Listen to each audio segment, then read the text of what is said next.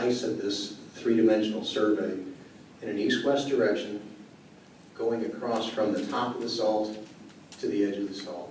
And this is the processing that we did. I want to show you that.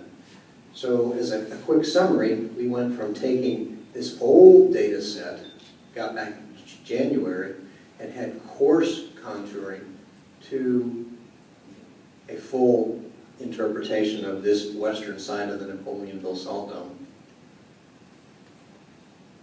So this is what this picture looks like, and this is the reprocessing that I worked with over the last 2 months. On the left-hand screen is something we call a time migration, or a seismic time migration. And on the right hand is something we call coherence. And this kind of gives you the profile as if we slice through the earth, east to west. You'll see salt on the right side, which is made up of these very chaotic reflectors. And then you see on the left-hand side of this yellow line, very uniform reflectors over here. This is from time, that yellow line is now defining the salt interface for me. And then on the outside of that salt interface, I see these crenulations along the surface, and then these quiet areas of the seismic, and that represents the maximum disturbance that could be in the rock record caused by this sidewall breach of the cavern. And as you see on the right-hand side, this is something that we call coherence, or is another processing version of the one on the left. And where salt is present, because it has these chaotic, incoherent trace-to-trace relationships in the seismic, it will sometimes show up as black. And then in the very top of it, where it's showing up as white, this is where we're getting these echoes. I call these multiples. Last time I was here, but I was waving my hand and trying to illustrate that with flapping my wings, and didn't go over very well. So we have, from this new seismic process, a very, very high resolution picture of the salt interface. In green is the outside limit of my maximum interpretation of disturbance. We see these reflection layers here, which represent layered sedimentary rock. And then we also see at the very top, this is going right through the center of the sinkhole, an area that looks like kind of a cone shape up in here. The light blue line represents a 400-foot sonar depth back in December of 2012 for scale. And then the very bottom of that picture has a 750-foot total depth from the tape measure that John Boudreaux put in the ground. One thing to step back and remember, this is a static picture of the Earth, March 2013. They were only acquiring seismic records between March 16th and March 24th. So even though I put a 750-foot depth on these maps, this is only for scale. So this is what the sinkhole and the sidewall face of the salt looked like during late March. Now what's nice about this is the high resolution processing that I got out of the data from the reprocessors that I worked with in the last 2 months. I can take the same interpretation and port it over to Texas brines data. And what you see, even though it's a little bit more coarser processing and lower frequency, you still see the same type of interpretation. At least I, from a geophysical viewpoint, see the same in elements in the subsurface as I saw on the high resolution data. So that gives me that integrity. The integrity look of the seismic.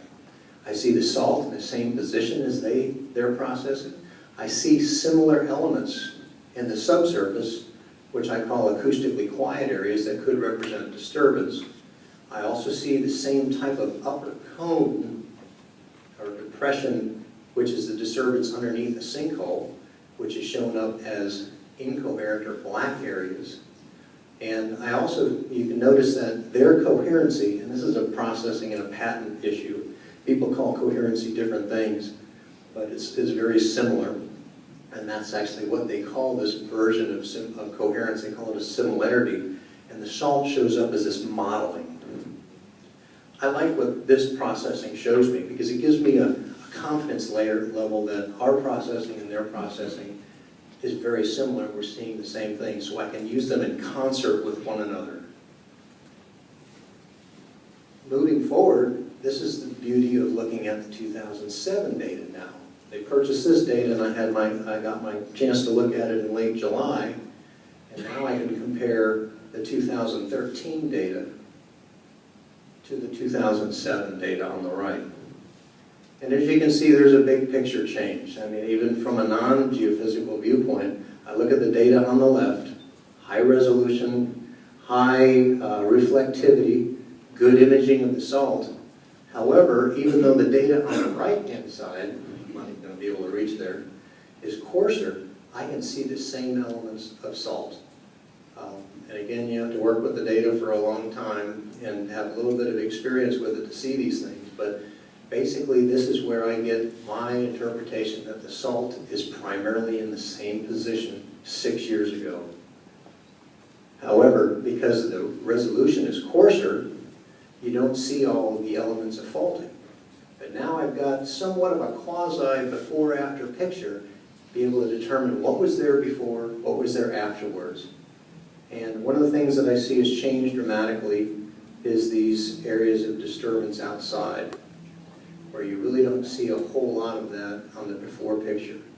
The unfortunate part of working with the 2007 data is that there's a shallow seismic record gap.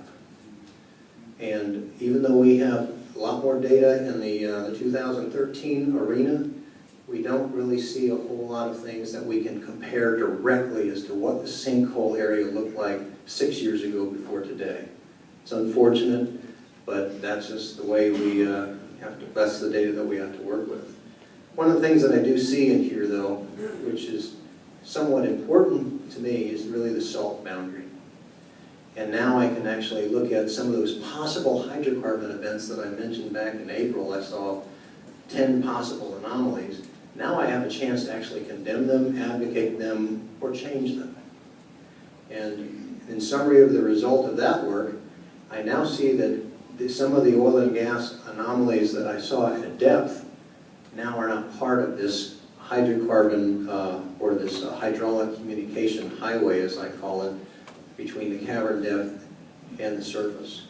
So some of those seem to be trapped and not part of it, and I think the majority of the hydrocarbons that are causing the bubbling and causing the saturation in the aquifer are between 1,000 and 1,500 feet. And that's also in the same range where we're seeing a lot of the micro-earthquake activity. But will talk more about that, or Dr. Pettit will talk more about that. And also, it makes a lot of sense that if this cone up in here at the shallow level is in communication with cap rock, it tells us that there could be geochemistry changes in the water. So this all works in concert with the other disciplines that are working on this project. So it's a nice way to integrate all of the different sciences to understand the subsurface. So what happens when we take a time slice, or a slice through this volume along this red line? This is a summary of the next slide is a video, and it actually shows you what this salt face and interpretation looks like in a three-dimensional viewpoint. And what you do with 3D seismic is you build a salt interface from looking at every single line, every 37.5 feet, different azimuths and slices, and you can create the salt wall in yellow, a disturbance volume in green, and compare it to the rock outside of it. And this will replay, and I'll try to stop it in the middle of it so we can discuss a couple of points about it. This is a slice of the earth at about 5,000 feet. The yellow is the interpretation that I made of the salt interface. The green is an interpretation of the maximum area of disturbance that I can see in the seismic record.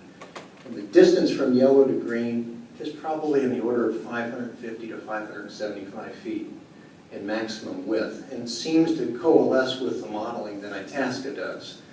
Now, the model doesn't actually fit the seismic data, and we're working with that to integrate in a best judgment as to how this actually works and how the hydraulics works between the surface and the cavern. But this is one part of the equation. This is one part of the interpretation. And this is what I do, and then Itasca will take it to the next level and determine how far things will move, how this affects the sinkhole, substance, all of the materials. It all works together, but my interpretation It's then ported over to them, and they do more geomechanical discipline studies of this. The other thing you see in here is purple is the outline of the Oxy-3 cavern. And I'm going to continue to play this. And I picked this particular slice primarily because, go back on that. I picked this particular slice because it represents where I think the salt comes in closest proximity to the Oxy-3 cavern, which is about 5,300 feet. And I think if there was any position that a sidewall breach could have occurred, it would be in that range. We know by the studies of the disciplines of the Blue Ribbon Commission that a sidewall breach occurred, and my part of this integrated study is to tell them where the approximate position would be. So it all works together with all the teams out here. Last thing I'll do on this particular slide is stop it in the middle of it and actually show you some other events that you can pull out of the 3D seismic. You'll notice that inside the yellow wall is very dark. That's where the salt is incoherent. The trace-to-trace positions do not correlate very well, so it shows up as a black event. Come outside the salt, it's white and black, but you also see these delineations. These are radiating faults that come out of the salt dome that also show up as incoherent areas. The other thing that you see, if I move the video up just a little bit more, you'll see these other delineations which represent sand channels, which are really interesting. These are like paleo bayous. So there's like a levee, then you see a sand channel, and then another levee on the other side, and that's what's represented by this type of rock record here, and this type of anomaly right in here. So you might have a channel, a levee boundary, another channel. So the high resolution processing that we got out of our group and that we've been working with really pulled everything that I possibly could get out of this small survey. And it helped me make a more, I guess you could say, competent interpretation, but it's still my best judgment as to what's there. Moving forward, the next step, now that I have a salt position, now that I have a maximum disturbance position, and I understand the structural conditions outside the salt, the next step is what's feeding the bubbling at the surface. And with the data before and after and the evolution of data that we got over the last 9 months, I've limited to the likely gas sources. There are a zone at 1,500 feet and one at 1,000 feet. The ones that are at 2,000 and 3,000 and 4,000, they have less chance of being culprits for feeding this vertical hydraulic highway, if you call it, of disturbance. And where do these fit in the overall picture? We'll go to the next step. The gases that I think are feeding the aquifer, and the gases that I think are feeding the bubbling at the surface, are dominantly coming from 3 areas.